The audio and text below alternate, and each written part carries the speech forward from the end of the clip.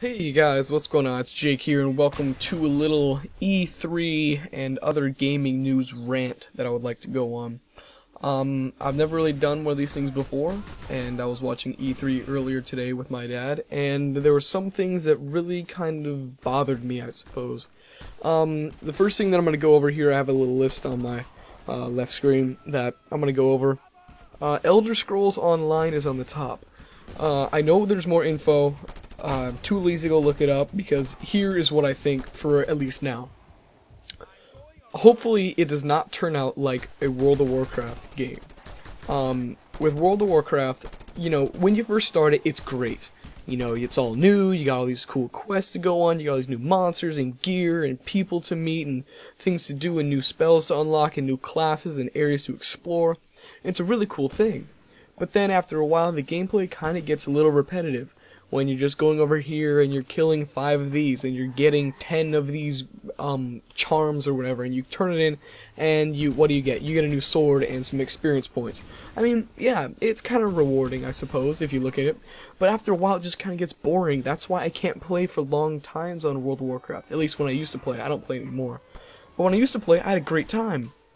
The only problem is Blizzard is greedy and requires $15 a month to play a game like that, which is kind of ridiculous. But anyway, other than that, it's not really a topic.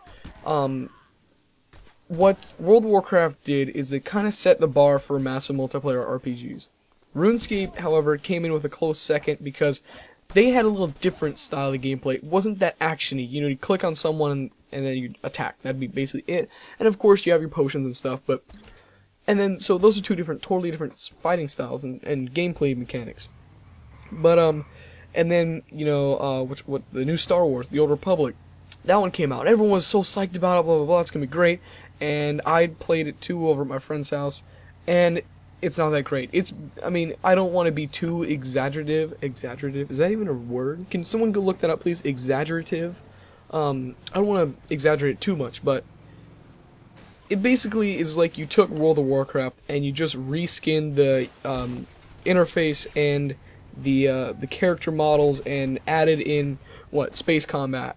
Other than that, a cover system for one of the, I think it was the smuggler, I think. But other than that, it's not that new stuff. It's basically exactly the same. You go, you get your mount, aka your speeder, and that's. You get a ship, okay, that's different, because you can get to, upgrade your ship and stuff. But other than that, it's really basically exactly a replica. It is almost the exact same, with a few other things, as I've already said.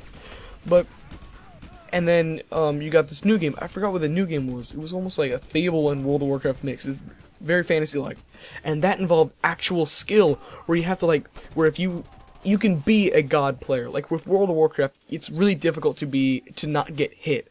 Like, I can be standing 50 feet away and some boar can attack me and still do damage, even though I'm in his, quote, out of his range or whatever. But, other than that, the other game, it was really cool, because you can be a god player if you're so good at it, and there's a troll or whatever that's hitting you with a huge piece of stone, you can dodge it, and you won't take any damage. And that's what I loved. Because, yeah, it may be a little unbalanced, but it's real. It requires actual skill to play. Well, of course you could stand there and just attack it. But, it requires actual skill. And that's what I really want in a game. And that's why I'm kind of worried about Elder Scrolls Online. And hopefully it does not turn into a World of Warcraft, and it turns into a more, I don't think it's going to be first person. I really hope it will be first person, because there's not many successful, wide, expansive first person MMORPGs. So if it does actually end up like that, well, I'll take back all I said about it, and it's going to be a great game. But, for now, I don't want to be a pessimistic person, but it's just, I don't think it's going to be everything that's cracked up to be. It's like, oh, it's Elder Scrolls, Oblivion, Skyrim and stuff. If they take Skyrim and they make it with an a different interface with more I don't really know how to explain it, because of course it's a very difficult thing getting the actual, still the single player experience, but still having other people to interact with. It's gonna be a very difficult thing, if I was a game designer at least, to not go the World of Warcraft route, because it's a very easy thing to do. Of course it's not necessarily easy, because I don't know, but it's basically already laid out with World of Warcraft. You can just copy them and stuff. But creating the new interface and stuff for like a single player game but just multiplayer, that's going to be a little more challenging. So if it does, that would be sweet. And I also hope it's not very fantasy. I hope it's going to be, you know, like Skyrim, or like Oblivion, or like Morrowind, or any of the Elder Scrolls. I hope that it involves, you know, I mean, actual, like, medieval stuff. I mean, yeah, you got your fantasy things like dragons and stuff, but it doesn't look fantasy with all these, like, fairies flying around or whatever. I'm not dissing fairies or whatever, because they're pretty cool in some cases, but in the games I play, I'm not a big fan of fairies. So anyway, that's my rant about Elder Scrolls Online. Hopefully it's gonna be good, and if not, well, maybe a mod will come out for Skyrim that will make it multiplayer. I mean, they already have, but hopefully they make it better. Next one that's coming up is Halo 4. I love Halo. I just want to get off and say that. Well, not get off and say that, but I just want to say that just to start off. I've read every single Halo book besides one, I believe, and that comes like 15, I think, something like that. I've read The Fall of Reach at least 17 times. I think I've counted, I'm not sure, but I love that book so much. Because it talks about, you know, where Master Chief came from, what happened to the other Spartans. It fills in all this stuff that the games didn't. And that's why I love reading them, because it gives us huge backstory and stuff, and it makes Master Chief seem weak and more real, which is what I like. In the games, he's this god, just massive, owns everything, and that's, yeah, I mean, that's a game, of course, but the books are, I just like the books because they make it seem more real. But other than that, Halo 4, I heard that's going to be a new trilogy, which means it's going to be 4, 5, and 6, which is going to be freaking sweet, I hope, at least. From what I've seen, I saw just a little bit, because I'm trying to restrain myself from as much as possible, which is kind of weird, because I'm doing, like, a rant on a game that I don't want to, like, look up and research about, which doesn't really make much sense, but I'm just going to do that and do my stubborn ways. Anyway, from Halo Reach, if you are familiar with Reach, you know that with the assault rifle and many other guns, the reticle is like a plus-like symbol with a circle around it, or at least like quadrants of a circle. And when you shoot with sustained fire, it gets larger and larger and larger, making sustained fire a little less accurate. Which, if you think about it, that's real. For a person. In the game, they are Spartans. In the books, they talk about how a Spartan can, I mean, they're in powered armor. They have, like, advanced AIs. In the books, what they can do is something called locking their armor. Similar to armor lock, but it doesn't require all that energy and stuff. Essentially what they can do is they can lock any part or joint or whatever of that armor, at least. So, I don't, like, in Halo, when you hold that sniper rifle, you can zoom in all the way and you can keep on running. Why? Because Master Chief, one, he probably does some sort of armor locking, slash, like, bounce adjusting or whatever. And he's in a suit that weighs 2,000 pounds. It weighs a ton, okay? And I don't understand how in Reach, just because they're an earlier model of Spartans, I mean, that doesn't make any sense, because technically they're only in the Mark 1 suit, which can still do the whole armor locking. Master Chief is in the Mark 3, 2, I don't know, I forgot. But in Halo 4, I expect to be able to have that accurate fire. But no, they brought back that stupid reticle back, and I wish I could be yelling right now, but I can't, because it just really annoys me. I hate this reticle. It's ridiculous. You're a Spartan in metal armor that is, I mean, you can do anything you want. Technically, he can run at 30 miles an hour if he wanted to, because that's what they can do in the books. And the books don't lie, because they are actually real. He can't run 30 miles an hour forever. He can do, like, short bursts, because that's what the energy in the suit can provide. And it basically, if he wants to, he can totally not even move any of his arms and legs. He can just think it. He just tell the suit to do it, and the suit can do it for him. So that's why he can run all day long without even caring. And that's why he should be able to sprint. Which, I must admit, adding sprinting to the game would make it a little less Halo-like. But at least in Halo Reach, they added that sprint. But really, that sprint lasted like 5 seconds. A Spartan just can sprint way longer than 5 seconds. I hope you realize that. So anyway, the reticle, hate it.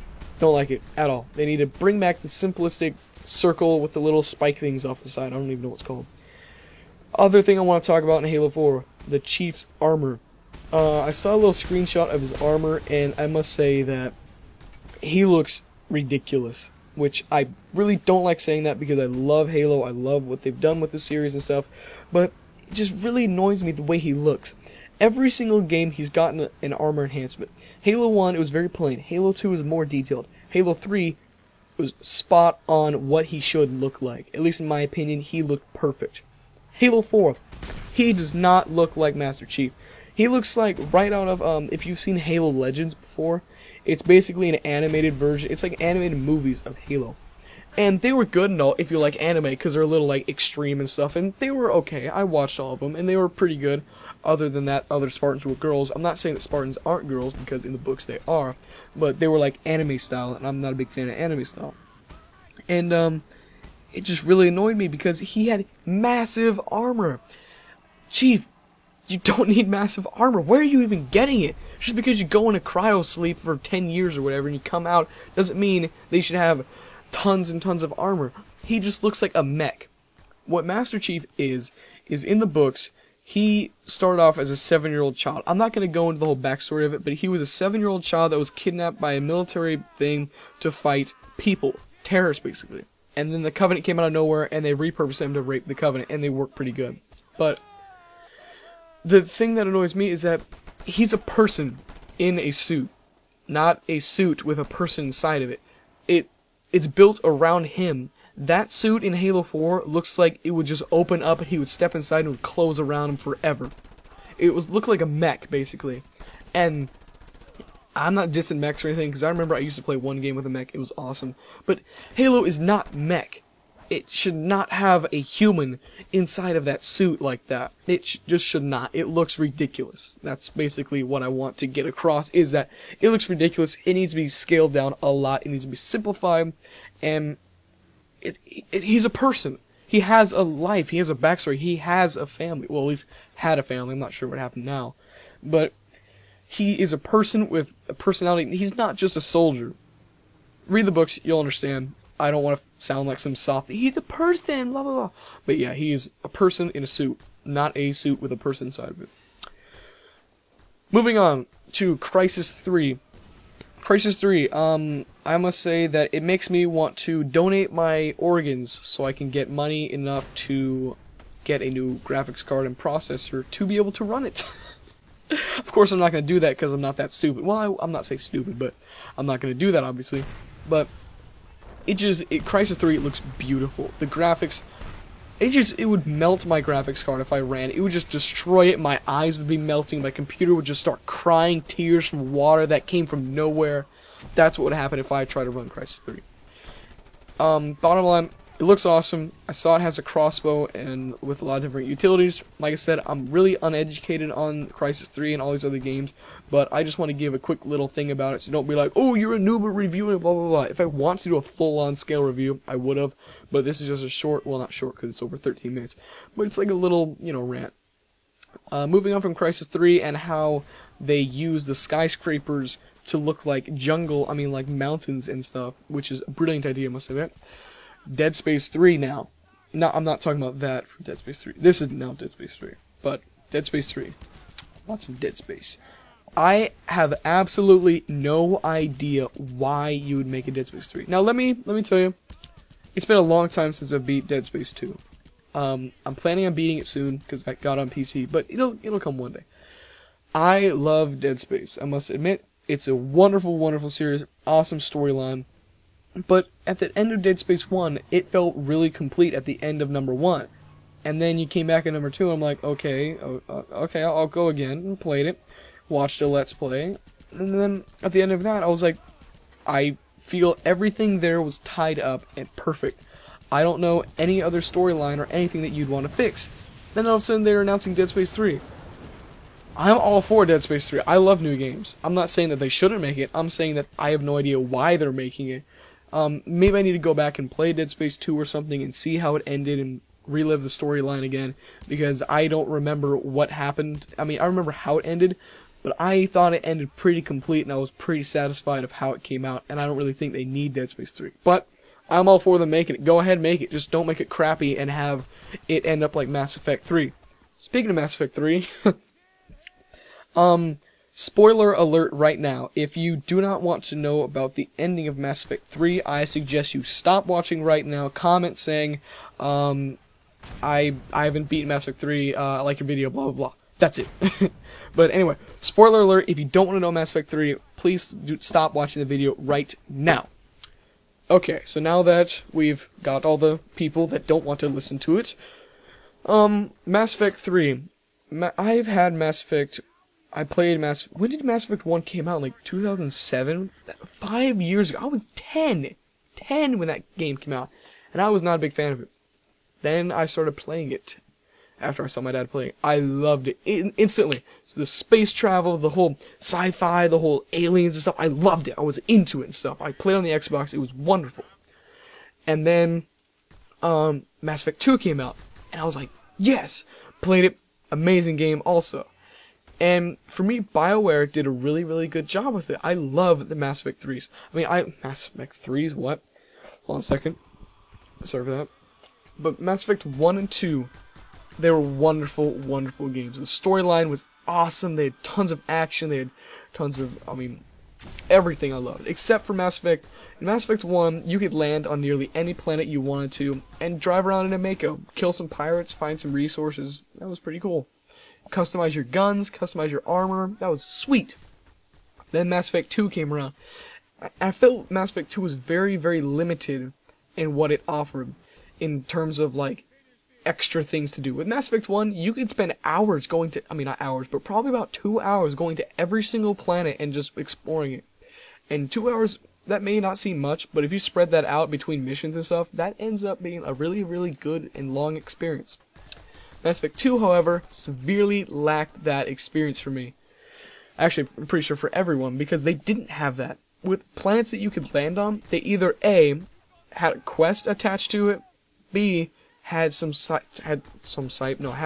of store assigned to it that you can go buy stuff from, or C, I'm not sure if I said A, B, I don't even know, and C, like I said, you couldn't land on any planets. That may not seem a very big thing for you guys, but, yeah, okay, scan the planet, get some minerals. Okay, now what do you use for minerals? Oh, upgrade your guns. Okay, yeah, I like upgrading your guns, but can I please land on the planet, maybe? And then, mine or whatever, and drive around and try to find the different mining places and stuff, because that was a big part, was landing on the planets and having that experience of, like, being on an alien planet. I love that so much, because I dream about that. I dream about going to a different planet and moons and stuff. But I probably won't, because I'm too terrified. But, yeah. And so Mass Effect 1 was awesome. It had an epic story, tons of things to do, but the action wasn't necessarily top-notch. But Mass Effect 1 was still amazing. Then Mass Effect 2 came around, and it had a lot of action. The story was relatively good, but it didn't really provide much things to do. It was very, very linear, and if you know what linear means, it's very straightforward. You can't really go off the beaten path. You can't really do other stuff, and that's what really, when I think of an RPG, that's what I think of. I think of, okay, this is our main problem, and then you can do all these other things, Go kill a sheep, and get its hide and sell it to some farmer or whatever. No. It's like, no, you have to go and kill the dragon, blah, blah, blah. And some games are cool like that, some games aren't, but Mass Effect 2 was a really bummer for me, but I still liked it. Then Mass Effect 3 came out, and I was like, holy crap, this game looks amazing, feels amazing, the controls are perfect, the guns were balanced, and everything was awesome. They brought back a little armor customization with the new, you could buy new things and stuff, but it just didn't have that feel of Mass Effect 1 and 2 with the whole inventory and, looting things. You have to go buy half this stuff. And I really liked how in Mass Effect 2, they had, 16 weapons out for all the different classes and stuff. Mass Effect 1, they had, tons of weapons. Mass Effect 3, they brought that variety back, which is what I really, really enjoy. But, like I said with Mass Effect 2, it didn't really feel very expansive. It felt very, actually I shouldn't say that because it was extremely expansive. But in just comparison to Mass Effect 1, like I said with the whole landing on planets thing, it wasn't there. Which, it's not that big of a deal because, Reapers are raping everyone. So, I can understand that. And Mass Effect 3, I felt was a really, really, really solid game. It was complete up to the very end. And then the end happened. and I was in shock. I literally thought it would end. I was literally in disbelief. Like when the ending part happened, when you're running towards the Reapers and the Reapers like shooting a beam at you and you need to get into the Citadel thing, and like you get all like zapped and stuff and you like die. Well, not die, but you like pass out or whatever into the beam. I thought that Shepard, because in Mass Effect 3, Shepard has these like nightmares and stuff she'll wake from. I thought that was actually a nightmare, that you're playing the nightmare, because I didn't think it would end that way. I was like, there's no way this is the game, because it went to a white screen. I thought she'd wake up, but she didn't. I played as a girl, just to let you know. Because I find playing as a girl is way better than playing as a guy. Because with Shepard, yeah, he's cool, but playing as a girl, it's just a lot more fun. She's like sarcastic and stuff. I love it. And I thought it was, I didn't think it was real. There was no way. It was just, and then there was, okay, I'm just going to cut to the very end. There was 3 options. There was one option, which is blue, which I believe blue was the one, which is you go the way the Elusive Man would be, and you take control of the Reapers. There was red or orange, whichever, how picky you are. I'm going to call it red, because blue and red, opposites. And with red, you destroy it, you destroy all the Reapers, and the galaxy is saved, and all that good stuff. And then there's a secret option, which I forgot how you get it exactly, but I know I got it once because I went back and played the end. It's a green option, which is I believe you like, dang it, I forgot what it was called. It was like synthesis or whatever, synthesize or symbiosis, I think, whatever. But anyway, you go with the Reapers, basically. You like become part of the Reapers. I don't even know what actually happened, but what really annoys me is this. I did the orange ending. I did the red ending first, because I did not want the Reapers coming back, so I destroyed them. And then it shows the planet being, like, destroyed. I mean, not destroyed, but it showed Earth having this, like, weird ring of fire go over it. And, like, you see these people dying, and you see the Reapers exploding, and I was like, okay, yeah, a few people die, okay, maybe it's not everyone, maybe it's only people, right, but beneath me, okay, it's not that bad. And then, all of a sudden, it shows the relays get hit by, and the mass relays explode. I'm like, what is this? It said Reapers, not mass relays. I can understand mass relays, oh, they're Reaper tech or whatever, but they should not be affected by that thing. It should be only Reapers, not the freaking relays. And then all of a sudden, one relay blows up, shoots it to the next one. That one shoots it to the, 3 other ones. Those 3 shoot it to 3 other ones. And then all of a sudden, all the relays are dead. I was, like, raging. I was like, no! That cannot happen! And then all of a sudden, it skips to a Joker flying to Normandy. First of all, I want to know this. My squad mates were with me on the ground there, at London in Mass Effect 3. How did they get onto the Normandy and get away so fast? Why did they ditch me? Why didn't they stick around or whatever? That's what I want to know, because they're mean. Anyway, so it skips the Joker. He's flying around in a panic, trying to get away. Eventually he gets hit and lands on some Earth-like planet, and he gets out with my freaking girl, or with all my different squad mates and stuff, and then they all smile, and the ending cutscenes play. I was like, no, this is not how it ends. There's no way that it can just end like that, with Shepard, quote, dying, at least with the orange ending, as it suggests. And that happening. And then I saw the blue one, and the blue one happened exactly the same, but instead the Reapers, instead of blowing up, they like lifted off into the air. And everything was a blue color. So instead of having red color Reapers blowing up, it was a blue color. Which is perfect. Oh, blue. Oh, it's perfect. Reapers are flying away. Okay. Everyone's okay. Blah, blah, blah. And then the relays blow up. The same exact thing happens, except with a blue freaking color. Then I go back and play the other one with a green.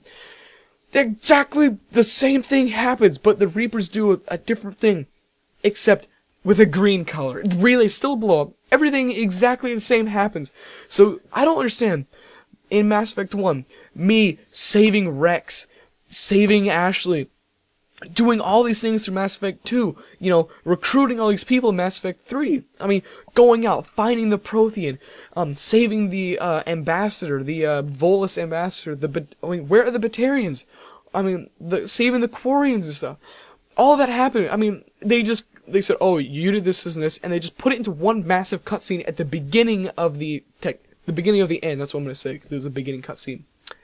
And it was ridiculous. I'm like, All that hard work for one extra cutscene. I didn't see them on the ground. I didn't get any extra scene with them. I didn't get anything. It was just one cutscene, and that was it.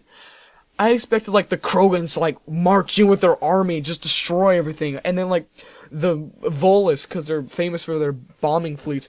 I expected me to be able to call in for them, like, hey, I need a bombing run, and they'll come in and they'll rape a bunch of Reapers or something. But no, none of that happened. All my hard work in Mass Effect 1, 2, and then in 3, all came down to 3 endings. Nothing different can happen other than 3 endings. Casey Hudson himself, I believe he's the like project manager, creative idea artist, whatever, of Mass Effect and stuff. He even said in, like, this press meeting, I saw it somewhere, I'll try to find it, I'll be on the video, hopefully, if I remember. But he even said, he goes, we don't want this to be a game that has, like, 3 endings and that's it. We want you to have multiple choices and stuff. And I'm like, that's not what happened! Play the ending! There's 3 freaking options! Look at what you're saying and look at the game! That's not what happened. And, yeah, that's my rant about Mass Effect 3. All I can say is that I despise the ending of Mass Effect 3. I thought it was absolute bullcrap. I hated it. It is not how amazing games should end, with 3 possible endings that aren't even different. Like, maybe I can understand that some different endings, like with BioShock, 1 ending was good, 1 ending was bad. I mean, I think it was 3. 1 was good, bad, and neutral. And I was okay with that, because, I mean, my chair's so squeaky, I apologize. I was okay with that, because it seemed pretty complete the way it ended, you know, ended on a little mystery, but other than that, it was pretty okay. I was satisfied. Mass Effect 3, however, I mean, there's no way that you can sum up all of Mass Effect, ow, that hurt my throat, in just 3 endings. It doesn't make any sense at all.